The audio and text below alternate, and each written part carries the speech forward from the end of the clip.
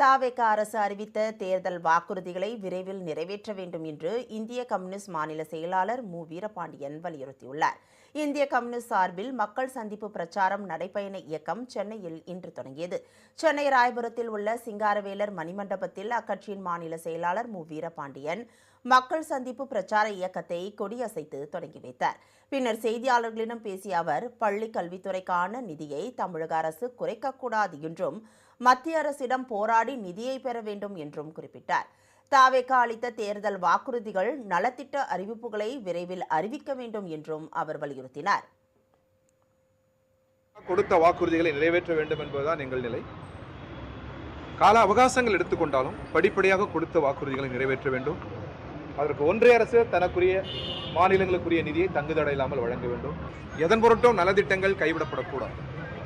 பெயர்கள் மாறுவது கூட பெரும் பிரச்சனை அல்ல. நலத்திட்டங்கள் தொடர வேண்டும்.